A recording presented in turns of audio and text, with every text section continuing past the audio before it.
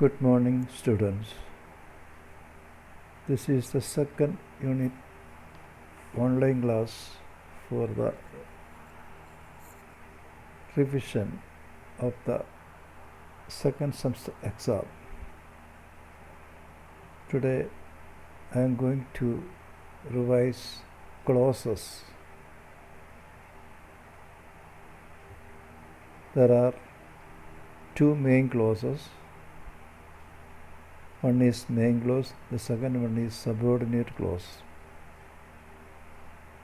You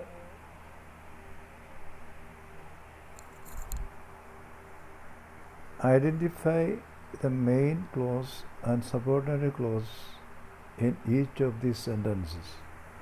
That is the question I am going to ask you. You have to identify the clauses are given, and you have to identify which one is the main clause and which one is the subordinate clause.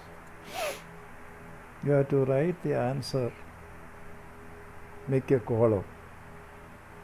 One column, make two columns. One column you have to write main clause. The second column you have to write subordinate clause. So, the given sentences, there are main clause or principal clause. There is a main clause and a principal clause, and there is a subordinate clause. Write the answer after drawing two columns, and in one column principal or main clause and the other column subordinate clause. To find out subordinate clause, you have to look at the subordinate conjunctions. That's important. There are subordinate conjunctions. That is, the conjunctions which go with subordinate clause. The following are the subordinate conjunctions: who, whom, whose, what, when, if, unless, although, even if, even though, till, before, where, while, as, since, since, after, until, as long as, so long as, even if, in order that, provided that, these are the subordinate conjunctions. If a clause begins with any of these conjunctions, that clause will be a subordinate clause. So this is the technique to find out whether the clause is subordinate clause or main clause. So you have to by heart these conjunctions, and when you answer these questions, look at any of these conjunctions are in the clauses. That clause is known as subordinate clause, not main clause. What is the difference between subordinate clause and main clause?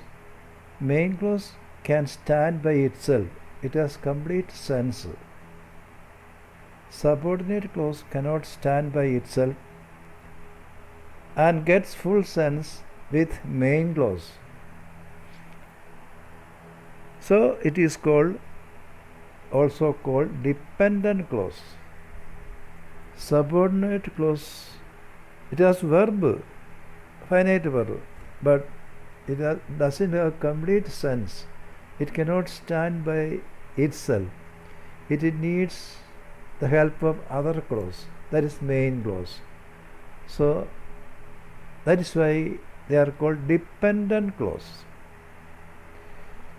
Example: they danced until they are exhausted. So you have to write, I have shown the method how to write down. They dance until they are exhausted. Look at here, main clause, they danced. Subordinate clause, until they are exhausted. So here, this clause begins with a conjunction until. So I told you just before, to find out subordinate clause, you have to look at the conjunctions. Here, until they are exhausted. The second sentence, this is the one who took your ring. This is the one who took your ring. The principal main clause is this is the one. And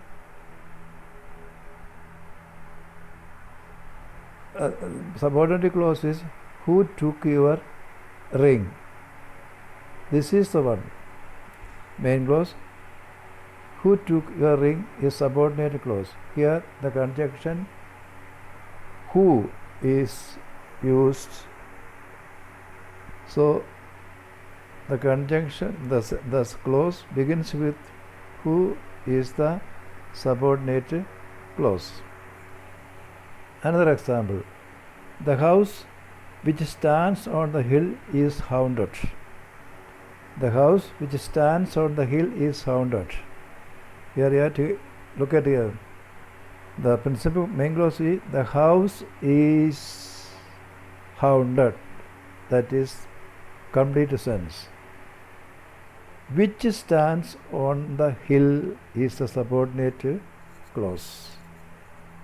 The house is the house is haunted, which stands on the hill. So here the subordinate clause begins with the conjunction which, or relative adjective which. So this is a adjective clause. Which stands on the hill is an adjective clause. It explains the noun house. So this is the way to find out the principal and subordinate clauses. It is so one of the main questions that I asked for the semester exam. So there are two clauses. I summarized. There are two clauses: main clause and subordinate clauses. Main clause can stand by itself. Subordinate clause cannot stand by itself. It can stand only with the principal or main clause. And to find out subordinate clause, you have to learn the conjunctions that I have given here. In the note I have given what are the conjunctions that go with subordinate clause. If you find any clause with any of this conjunction, that clause is subordinate clause. So study well, and thank you very much. I hope you start studying.